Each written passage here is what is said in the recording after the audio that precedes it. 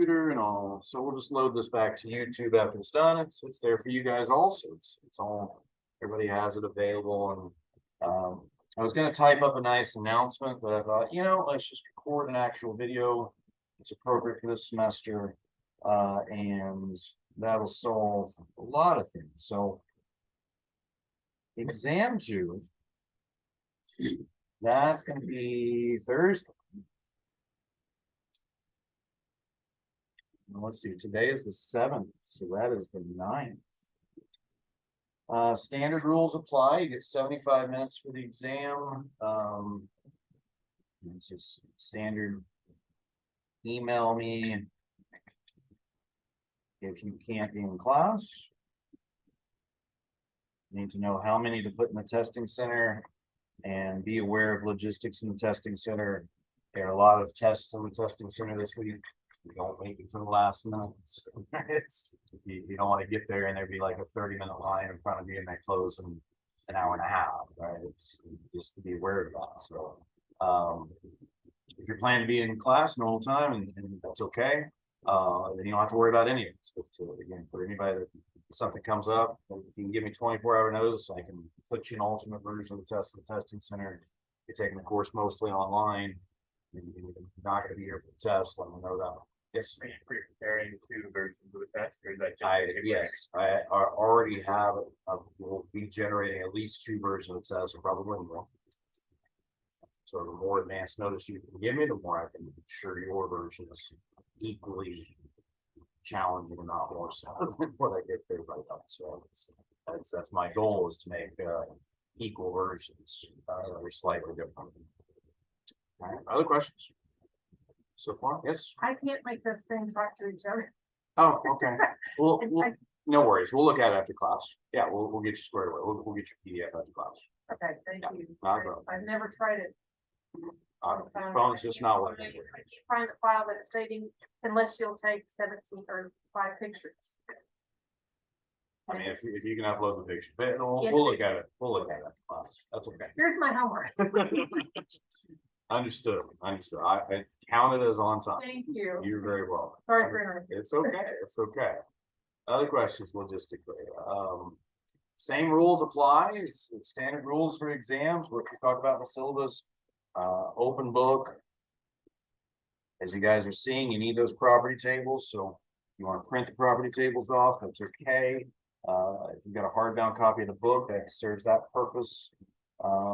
Calculator, we've talked about calculator rules.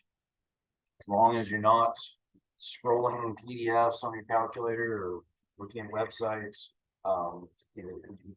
really that's not the goal. You just want a standard calculator that'll do mathematical operations. Standard scientific's fine, a nice graphing's okay, etc. etc. One sheet of notes.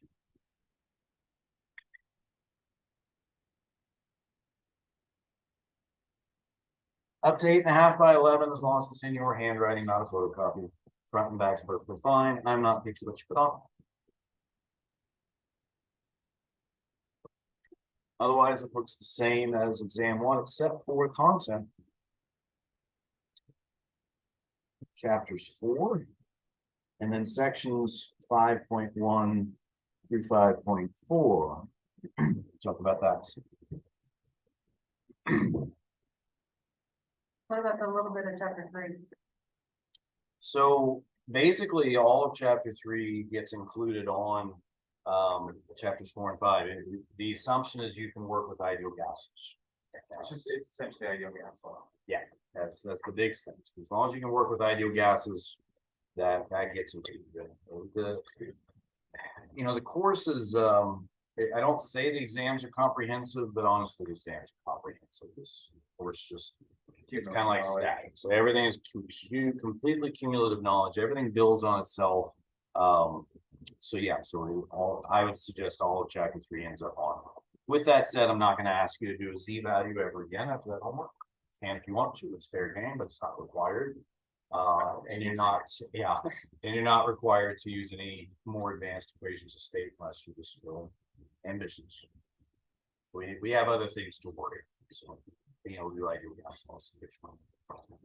other questions so far. I do want to address, and part of the reason I'm recording the video today is I wanted to address, if you look at the videos, if you missed today and have to catch up on videos or you're just mostly online. So let's do this. And I wrote these down. There are some L12 videos. These are examples we did not have time for in class. So those are available to all of you. There's a heat exchanger and there's a mixer problem on there, and the mixer problem I think has an electricity component. If you have time, nice problems to look at. And I did mention that the lecture 11 slides had additional solved examples on there in those slides that to give you access to them. And I went through and looked, and sure enough, there's like two 15-minute videos where I worked through those problems also. That's what L12 is. So if you go on the YouTube channel, those are available to you. Okay. We're a little out of sync, or at least we were going to be a little bit out of sync with the videos that are on there. So that's the reason we're doing this video today, is to kind of line all those up.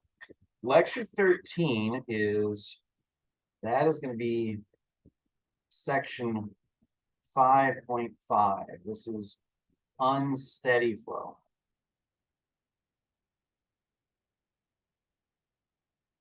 If we have a minute or two, we'll look at that when we get done reviewing for the exam. It is perfectly okay if we do not have a chance to get to that, because it is completely optional, right? It requires a basic understanding of differential equations to do effectively. We get through that. I show you how to get over the basic hump there. But it's basically what happens when the DDT, and what we do is we look at what happens when the DDT is non-zero. What do we do with those? And there's some basic tools we can employ.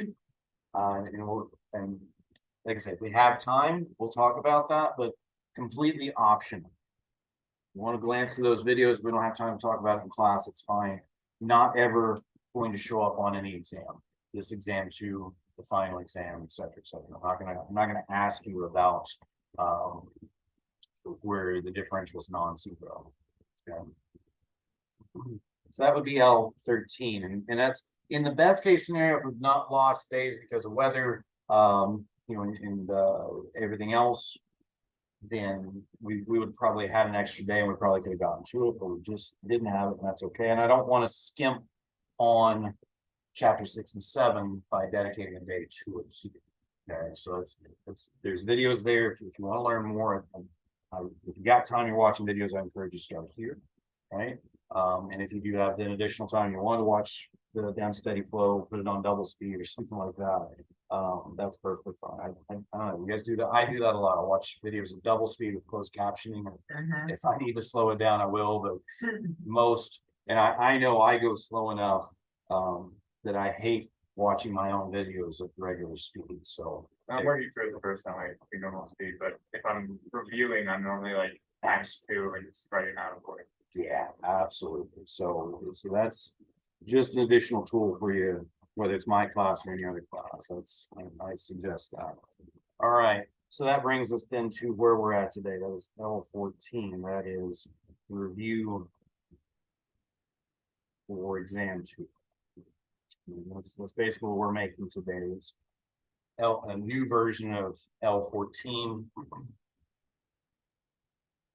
to replace the existing version. So what I normally do is I entertain when I do a review, and I have every intention of doing this the same way I would do any other review.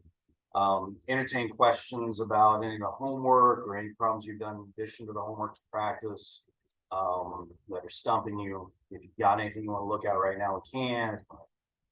Look at as we go through. It's all fair game. I'm happy going through a brief skeleton outline of all the topics, but if you got things you want to look at, bring them up. Zach, we got When finding V dot in 5-33. Okay. Kept doing it and I kept getting the wrong numbers, and I have no idea why. Okay. 533.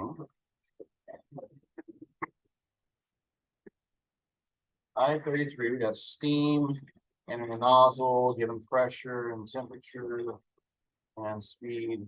So I'm gonna write these down. We got exit temperature, pressure, losing heat. Inlet area. They got the, 6 point something, which is wrong, because we get the into the power.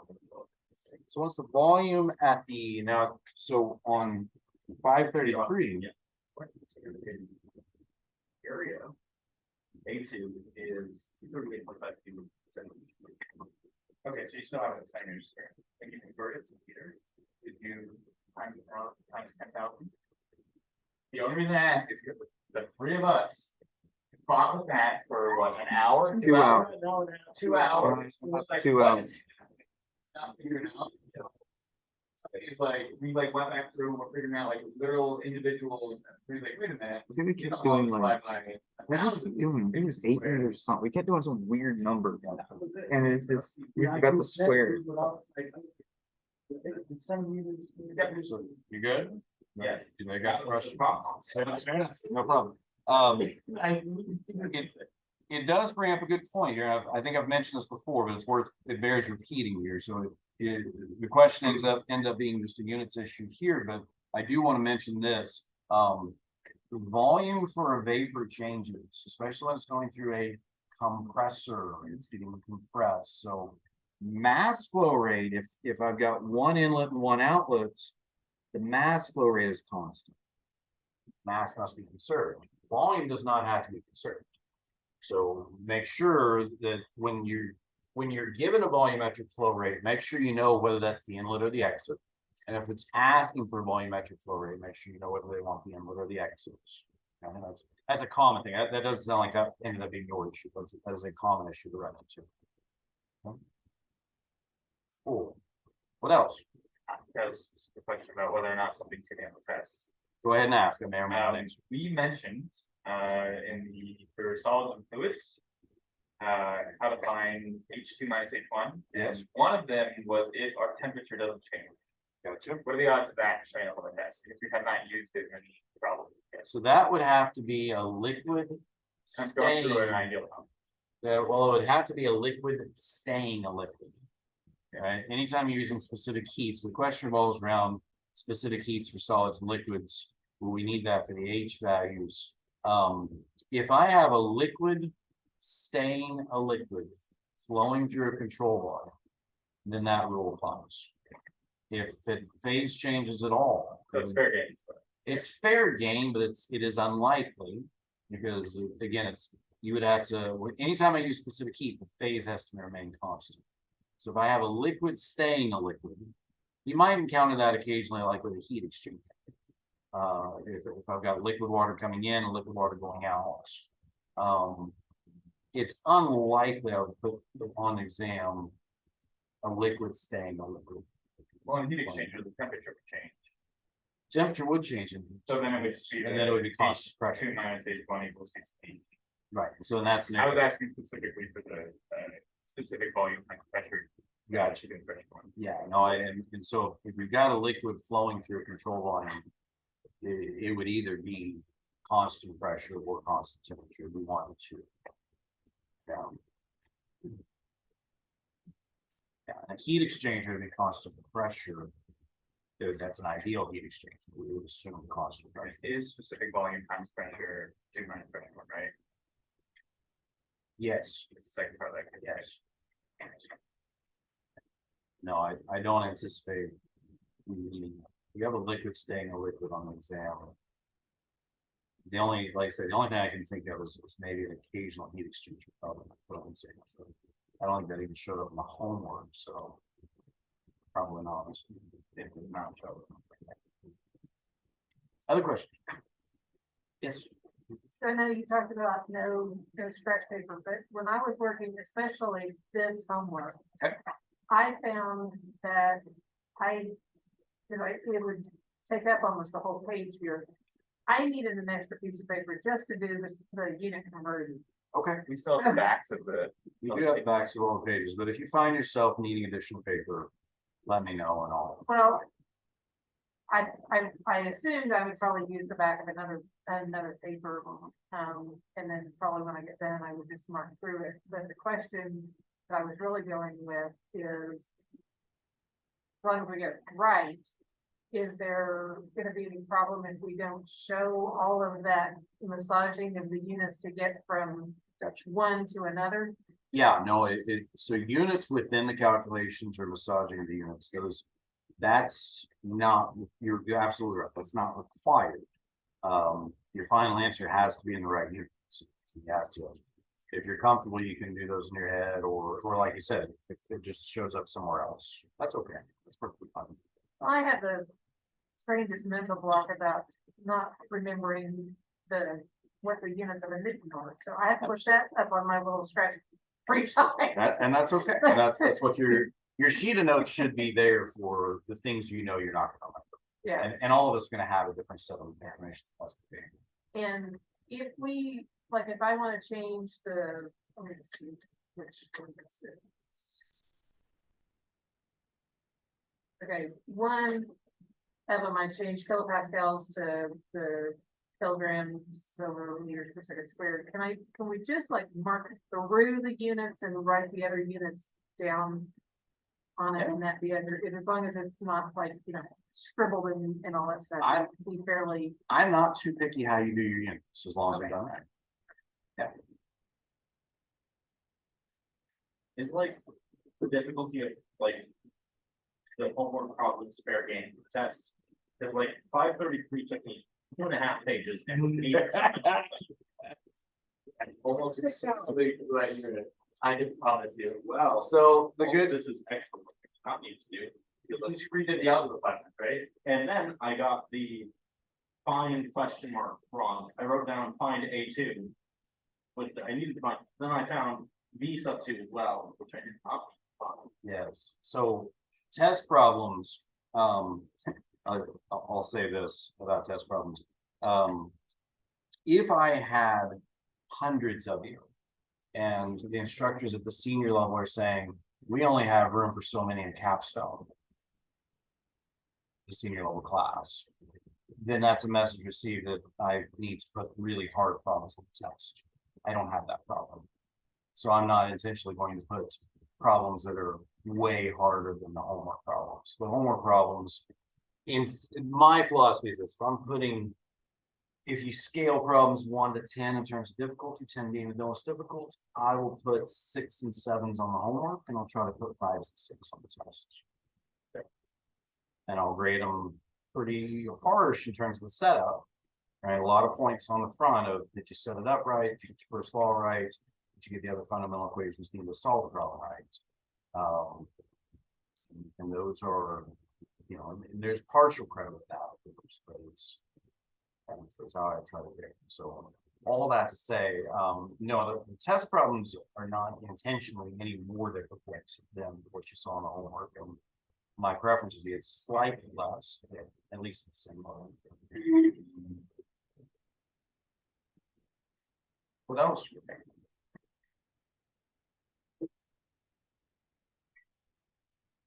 Talk about chapter 4 a bit.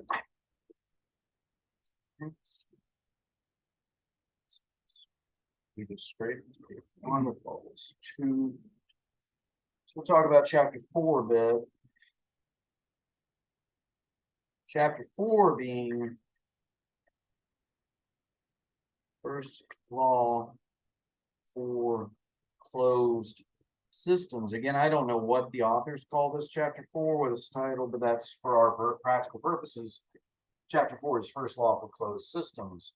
And again, for 2 adjectives here, both closed and stationary systems. First law reduces to this: if it's closed, I've only got heat and work coming in, so it's Q in plus work in minus Q out minus work out. And if it's stationary, the change can only be in the internal energy. Other types of energy that could change be kinetic and potential for the entire system.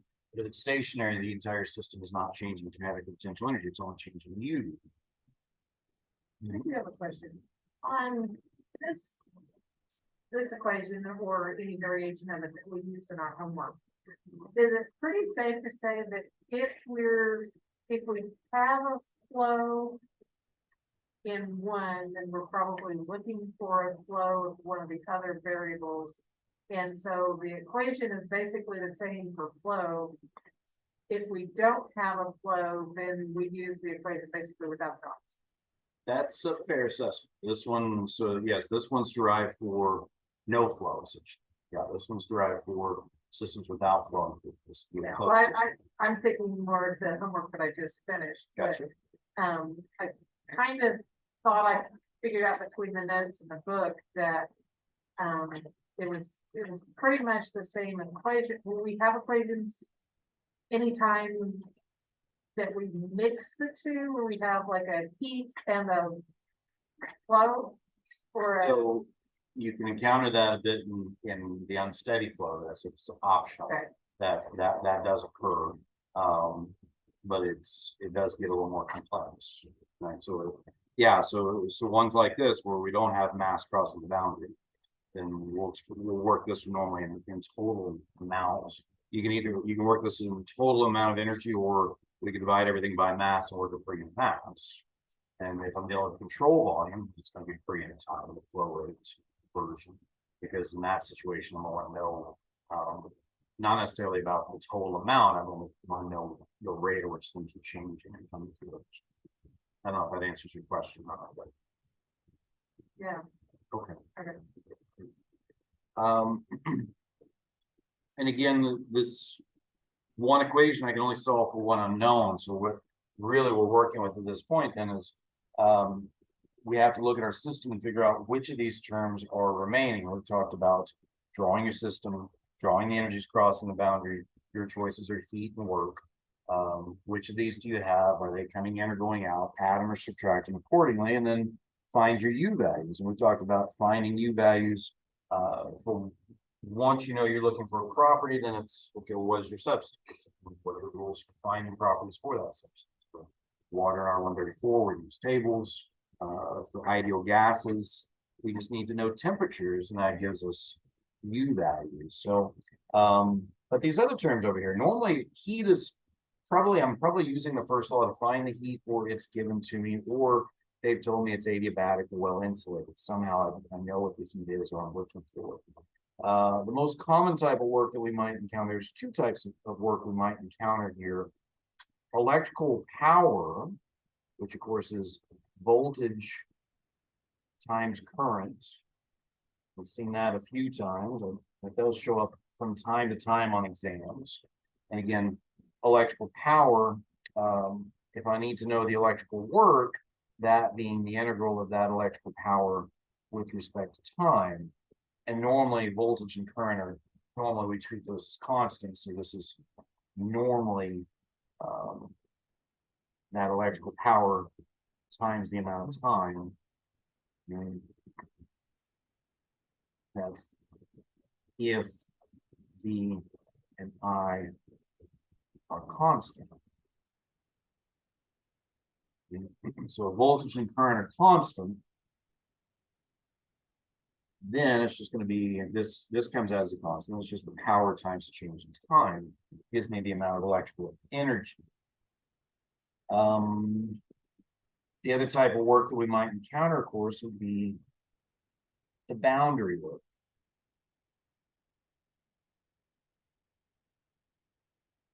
Spent a good amount of time looking at boundary work problems, talking about boundary work theory. If the volume of a system changes, that volume does not change spontaneously. Something causes that volume to change. And the force that causes that work to occur is going to be the pressure. And the pressure integrated through the volume generates then the boundary work. If you go from the initial to the final volume, you're finding the boundary work in the out direction. If you compress the system, you'll get a negative boundary work out. You're actually putting work into the system. Plug it into your first law accordingly. You either plug it in as a negative work out, or if you get a negative here and say, oh, well, that's work in, you can plug it in as a positive work in. Either way it works. just keep track of your signs. In either case, are you adding energy or subtracting energy based on what you're finding? We said that common things that we can occur would be, might be a constant pressure. It could be polytropic. That's where PV to the power n is equal to a constant C, where n and C are constant.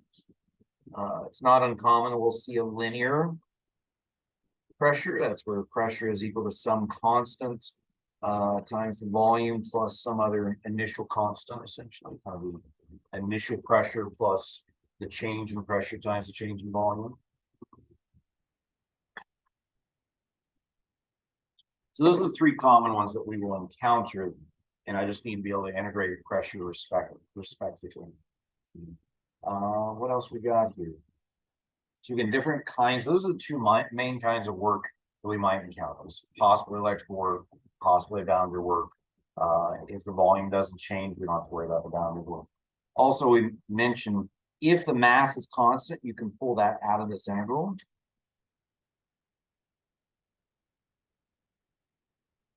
And integrate with respect to specific volume if the mass is constant. If it's a closed system, the mass is constant. So that's okay. You can work it either way, whichever one is more convenient. If I'm working with water in R134, I may or may not know the total volumes, but I can go find out a property table, the specific volume. So this might make some sense with water in R134, but both of them work. Yes. So the electrical work integral, if that had to do with difference equations and those weren't constant, is that like a good chunk of electrical engineering? Yeah, I mean, electrical engineering is where you get into not only is the voltage and current changing, but they're also changing as time changes. So the frequency is not even constant.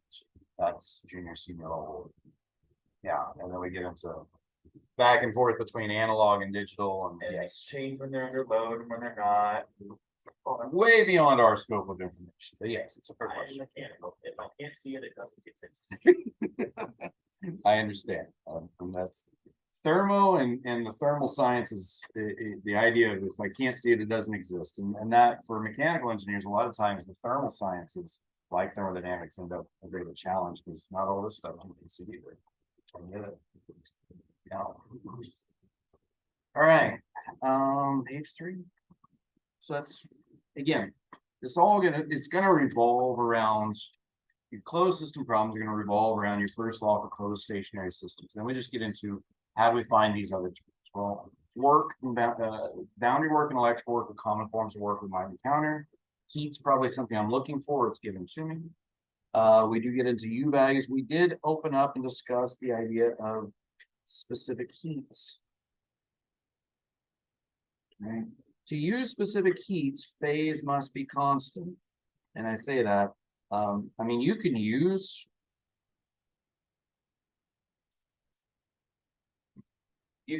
specific heats in a situation where the phase is not constant, but you have to account for the energy change associated with the phase change. In addition to the energy change, like let's say we have liquid. Let's say I'm heating the liquid up in my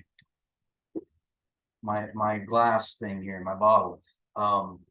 I would have to account for the energy change to heat the bottle up to boiling. Then I would have to account for the energy change for the boiling process. And then I would have to account for the energy change once it's a vapor to heat it out. It's a 3-step process if your phase change. That's the reason I'm saying phase must be constant. We've simplified this a bit. Phase doesn't technically have to be constant, but it's much more complicated. Is there information in the book for P values in the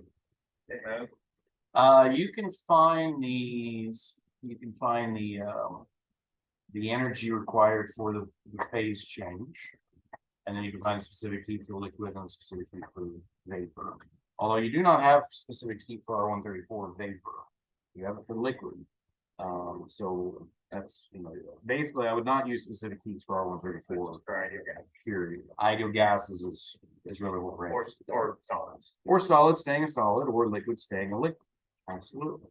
So our main application of specific heats is going to occur for ideal gases.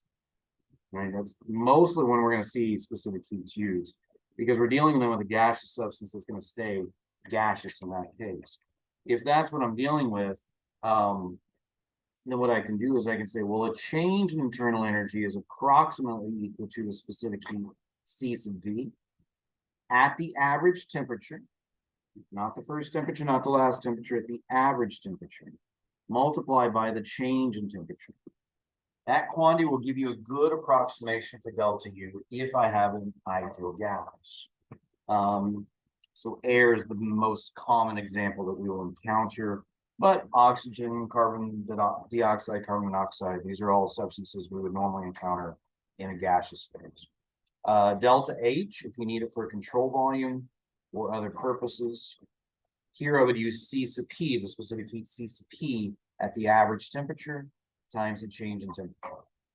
Again, you're more than welcome to use the table properties for that particular ideal gas.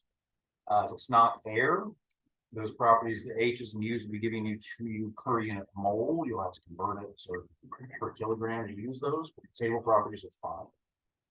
But if you go get a nice C sub P or C sub V at the average temperature, that also works. We've seen that in examples before. I've compared both cases will work. Other than that, all of the rules for water in R134 table properties, those still apply. So the example that I asked you before class started, Okay. where we were finding the average of the C to B, Okay. whatever it is. We talked about, or you mentioned that we started 300, 800, 700, so it's split it different. Is that the way these charts are set up? Is that the equivalent of a interpolation, or is there a time where that might not work so much? Especially like if it was 250 temperature difference, then we're not really going to find that. Yeah, you would have to interpolate or average between the two rows. I didn't know. We had one that was a 500-degree difference, right? Which one was it? Which question? The I think it was at Wow, so had a 500-degree difference, or maybe it was at 2. it was Yes, well, that too. It was a 7. It ended up being around 700 Kelvin and 300 Kelvin. yeah, so the average would be 500. And we It's a did 400 degree difference, Yeah. but the average would be 500. Yep. Yes, that's what we're discussing there.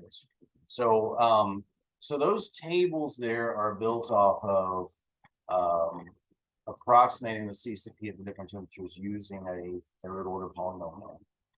Right, so what we're doing here is an approximation where it's basically that linear term, that polynomial is the largest, and therefore the linear approximation, the linear average does work okay, because the other terms don't contribute quite as much to the change. That's how those tables are built. They're built off a computer model this time. As best science has figured out, those are normally determined or dictated by a third order polynomial as the temperature changes. But that's likely the only place where we would be able to interpolate using the table. We probably won't actually, any other value we'd actually have to do the interpolation. Yes. Absolutely. Yes. Cool. Well, go ahead. Will we ever be required to use anything other than straight linear interpolation? Required, no. Yeah, required, no. Yes, linear interpolation, as close as our data points are to each other, a linear interpolation does well enough. It gets us very comfortably 3, possibly 4 significant figures that are accurate, and that's as good as we can hope. So, yeah, and that's your final answer is always around those to 3 significant figures, because unless you got like the Z value, for example, the best we're going to do with the Z value is maybe 2 significant figures. Right? So all that to say, am I going to count off if you give me 4 or 5 significant figures? Probably not. Am I going to count off if you give me 6 or 7? Now I might count off and give me 6 or 7 significant figures. Those are garbage. 3 to 4 is a nice rule of thumb, and anything more than that gets really expensive if we're trying to measure honestly. 3 is expensive sometimes, but 4 is really pricey. if we're actually measuring forces. Cool, what else? That's chapter 4 for the most part. Let's talk about chapter 5.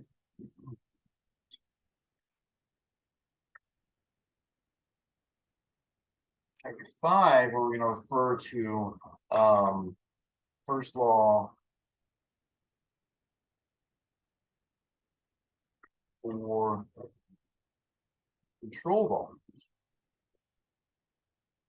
By the way, I should mention, it did come up, and on occasion I will put a solid of something on exam. So before we skip ahead there, if I say for solids, liquids, and I'll just say, I'm not going to put flowing flowing liquid on the exam. It's going to stay liquid. But I will say this for delta U, for solids, this is approximately, in your text, they like C sub P. Most texts, they just call it C.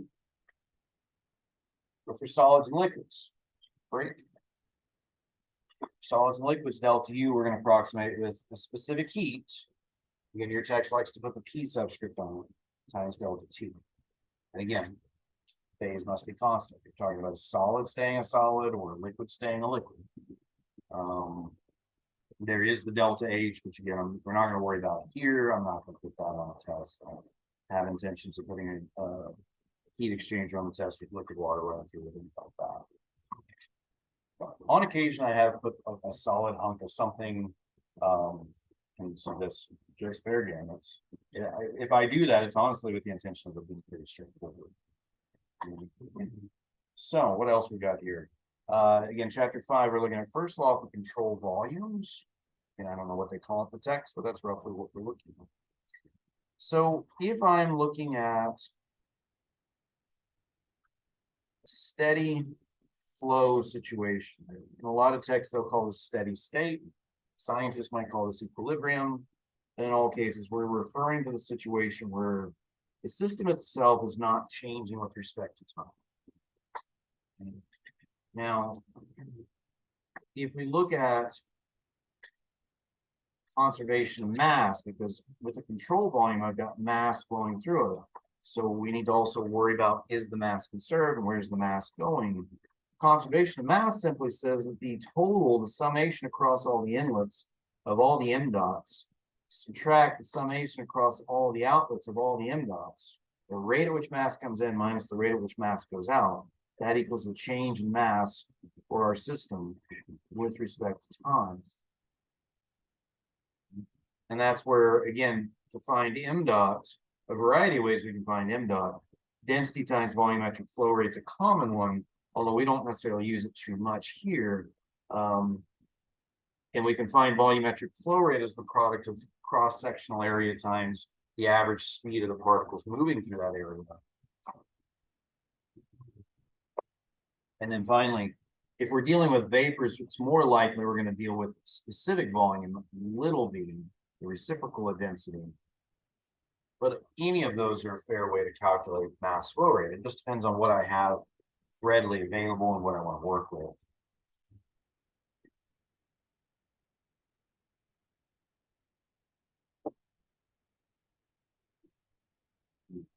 So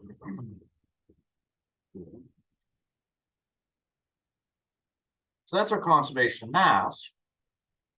And mass must be conserved. And so if I have steady flow, where I'm saying the entire system, everything is constant with respect to time, so this entire right-hand side goes to 0. And so what commonly happens is I end up with summation of mass flow comes in, n is equal to the summation of all the masses flow rates coming out. Again, for steady flow. And if I have one inlet, we often call that 1, and one outlet, we often call that 2. I've got one inlet and one outlet, and I've got all the ends is just going to be m dot 1, all the outs is just going to be m dot 2. And there's no reason to differentiate it. Commonly, if I've got one inlet, one outlet, and it's flowing steadily, we'll just call it MDOT. Because it's the same at both the in and the out. Are you gonna go in front of one of these two outlets? Vice versa? Probably, I'm gonna double check the homework. I don't think I put any of those in my homework, so probably not here. Cause I was gonna ask you, since we didn't do it in the homework, is that an even split or is? It doesn't have to depend on the flow. You can do calculations, to figure out how much is coming in on each. Depends on the device. Depends on the device.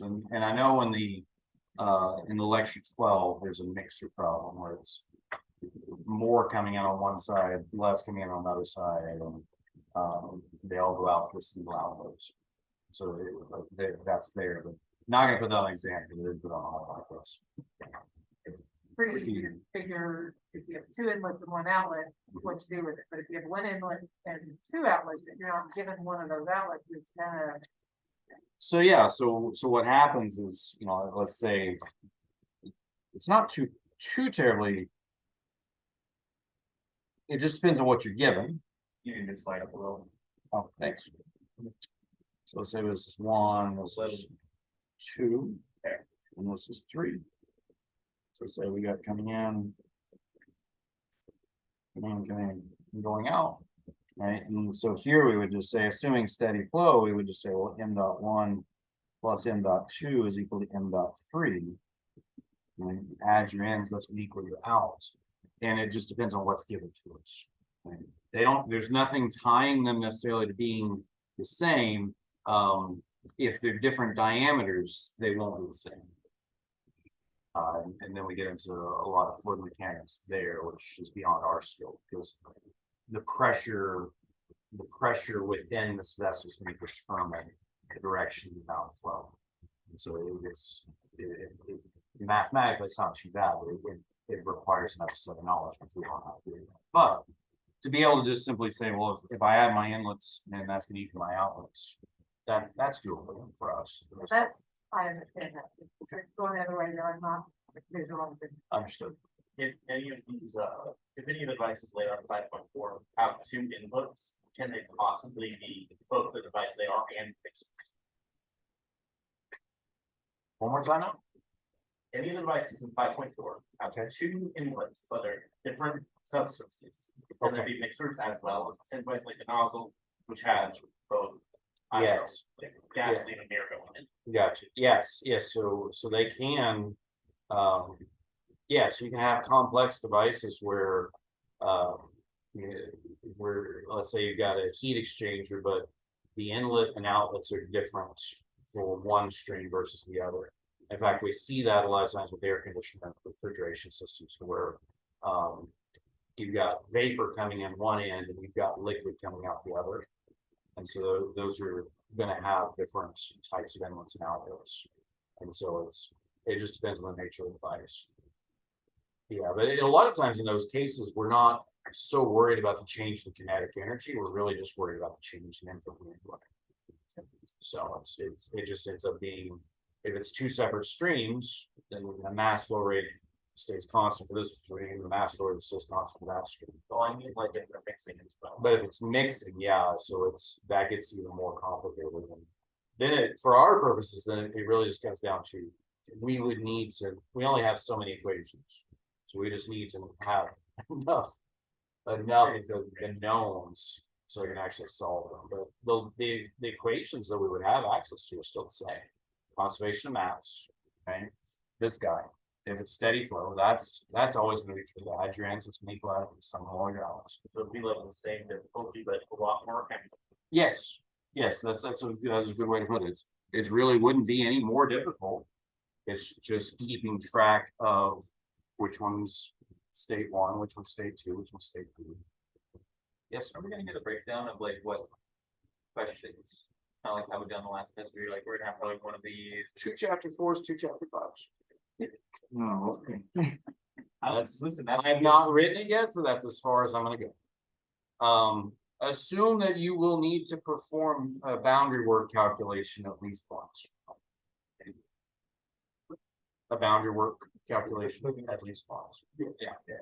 At least one boundary work problem somehow. It might be, the boundary work might be built into another problem, or it might just simply be a standalone boundary work problem, but the boundary work will show up somewhere. Yeah. And again, having not written the exam completely, I got a pretty good idea. Having not completely written it, that's about as far as I go. All right, what else here? So conservation of mass, right? Again, add the ins, subtract the outs. That set that equal to 0, or set the total ins equal to total outs. And if it's a common scenario we're going to encounter is one inlet, one outlet. So it's just a common end dot between. And then that leads us to first law.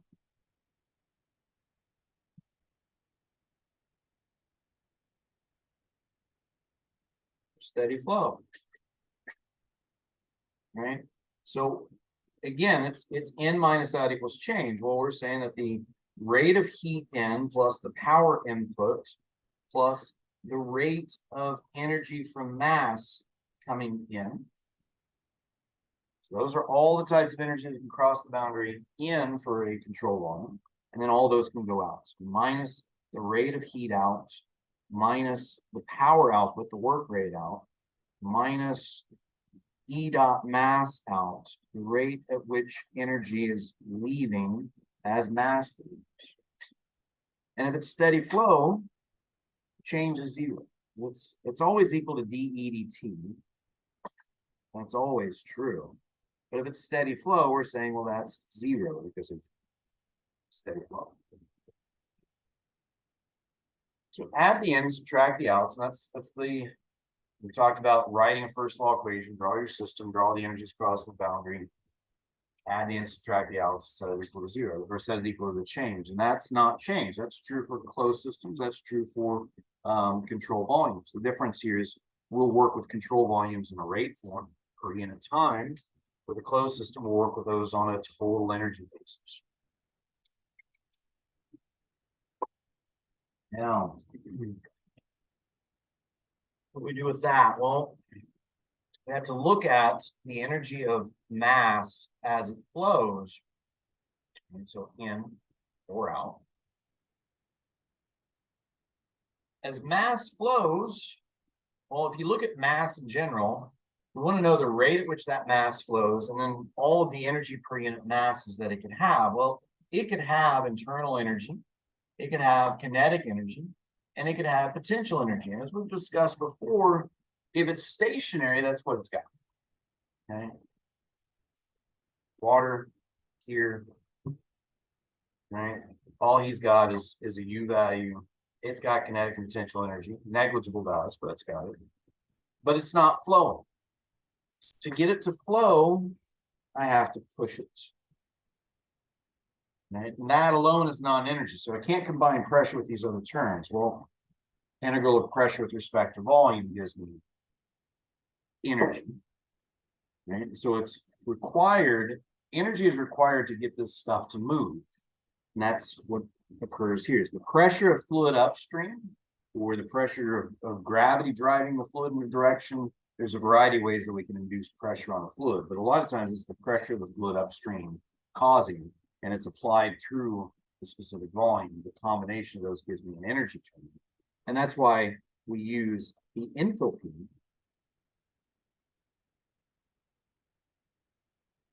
because the product of PV plus U gives me enthalpy. So if I've got mass coming in or out of the system, it doesn't do so spontaneously. Something has to push it. That's this guy.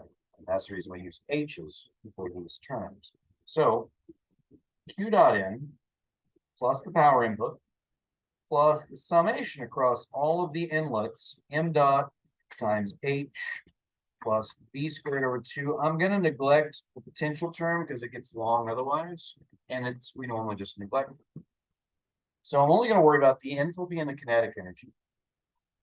And subtract from that those terms going out. Q dot out minus the power output minus M dot times H plus B squared over 2. There should be a summation here. I apologize. across all gallons.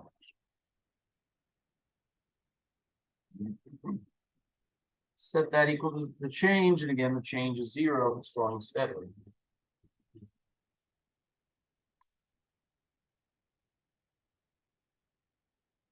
Again, here we are.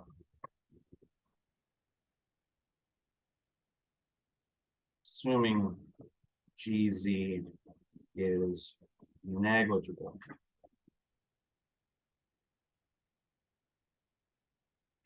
Which is, again, unless we're dealing with enormous devices, that is a fair assumption. We're not gonna deal with enormous. I have a dumb question. What's up? I have a works line. So this is thought it kind of remind when I would think something is negligible. It's not zero, is it? We're not adding it, we're multiplying it one. If we're not accounting for it and it's negligible, we just don't put anything in there. Correct. So what I'm saying is let's say that this would be like 1 kilojoule per kilogram, would be this guy, and this might be maybe this is 10 meters squared per second squared, which is, as we've learned, is like 0.01 kilojoules per kilogram. And what I'm saying is this would be about 0.005 meters squared per second squared. Right. It's going to be in the 7th or 8th significant figure test, and we're going to round everything to the 3rd or 4th significant figure. Doesn't matter. We can't measure. Right? It's just not typically. Now that's a generalization. If I have a really large device where there's a substantial rating, that would be maybe. Yeah, it just depends on what I'm working on. Or if I've got a device where, like, let's say old-fashioned ways we would move nitroglycerin, right? Because we don't want to pressurize that. It's explosive. So it would be gravity fed. So you don't want to add any more energy to it than you have to. Well, then the gravity is the main driving energy there, and it is substantial because these guys are so much smaller. So what I'm saying is normally the main thing we're worried about is the enthalpy change. Some devices, this is large enough that we have to include it in the analysis too. Or at least we should at least attempt to, because it may be substantial enough to impact the enthalpy change. Most of the time, this just doesn't matter. Does that help some? It's not zero, it just doesn't matter. It would be like a famous basketball player fining them $200 when they make millions of dollars a year. They don't care. Right. Same thing here. I just found myself when I was doing some of the homework thinking, well, if this is negligible, then I mean, if I had a number, how would I account for it? Would it be if I didn't have a number, but it's negligible? I just It might affect ignore around. it. So it would be like 1.010005. Yeah. Versus 1.01. Well, basically, I had a value I couldn't find, but I knew it was negligible. But I was wondering whether it was negligible or not. So if it is negligible, then I need Are you talking about Yeah. one of the velocity ones? don't agree. I can remember thoughts more than I can remember the specifics, Understood. but That's probably what happened, Yeah. because we struggled with that, I struggled with that, I don't know if you guys did. No, we all struggle on that. Yeah, but, I had to go back and look at Stevens rules for does the velocity matter, right? I haven't put that on one of my assumes. I assumed something and I said, first, leaves, checklist. That's okay. That is perfectly okay. Okay, thanks.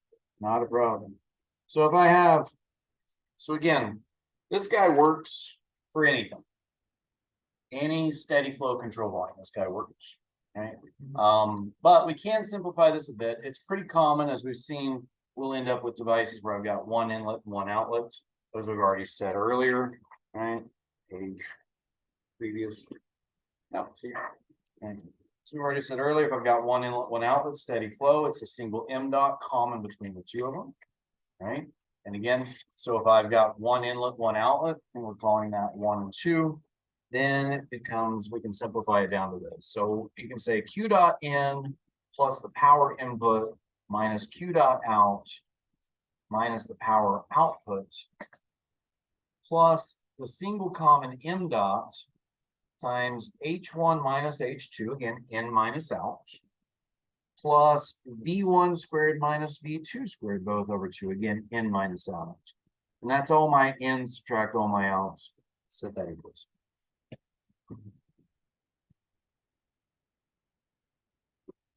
So that's the most common form of the first law for control volumes we'll use throughout the rest of the semester.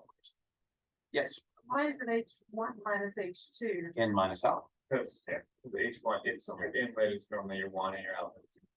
You can call your outlet 1 and your inlet 2 if you really like, but it's, But that's really I important, it's you use your CCP somewhere in there, because Yes. remember, it's negative CCP. Or it's like, you get the negative, because it gets you your H2 minus your H1, you gotta use the negative of it in this equation. subscripts are there, use subscripts that are helpful to you. They're all kind of relative. When we talk about change, almost all of them are 2 minus 1. That's when we're talking about change. Here I'm talking about in minus out. And hence, and that's honestly, and that's a very good point. That's the reason I write it this way. When you look at solutions on the internet, they've automatically moved it to the right hand side of the equation. And the idea that that's change then sets in. It's not change. It's in minus out. The change is 0 for the whole system. Now it is the change between the mass of the inlet and the mass of the outlet when I move it over here. That's fine.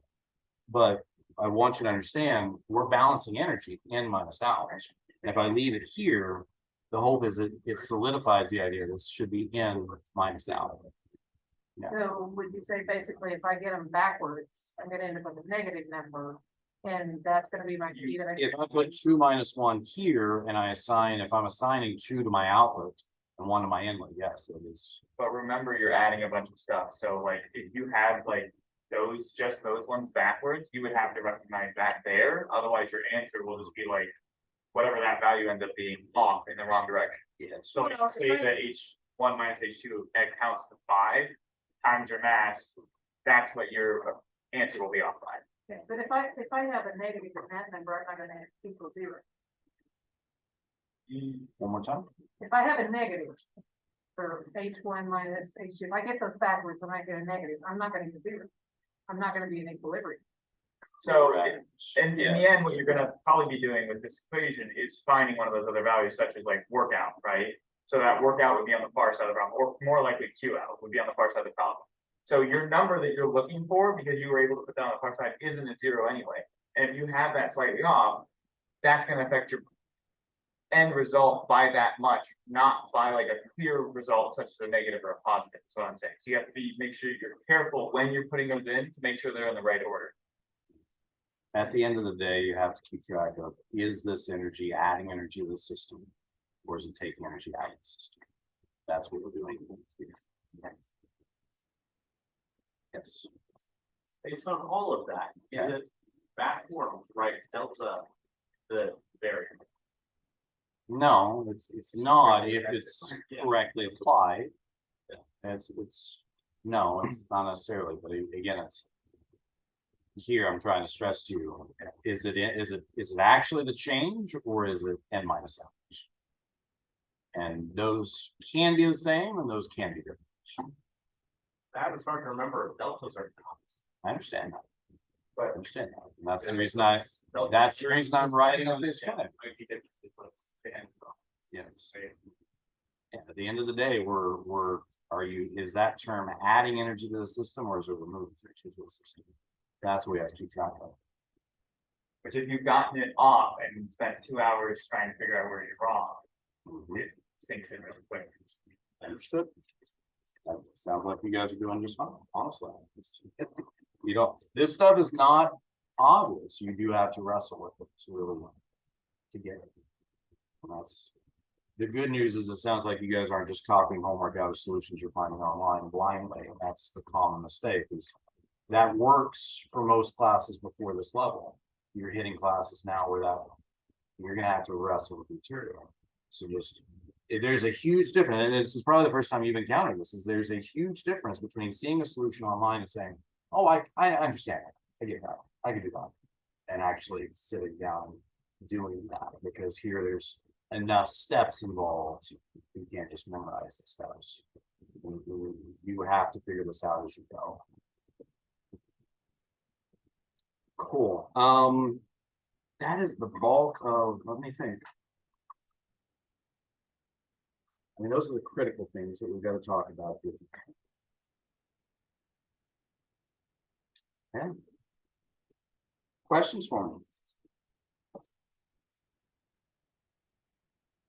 I did generate a solution video for the chapter 5. I don't have answers to everything. On the ad problems, I didn't have answers immediately with handy. I will generate those obviously before I grade, but I did show you how to set those up correctly. Right? And so that's an unlisted video. Don't share it. it's but what will happen is when you submitted your homework to me, I will comment back with a link to that video. So I'll do that here after we're done. Questions, comments, concerns from me? That's what I have, and we've discussed this earlier, right?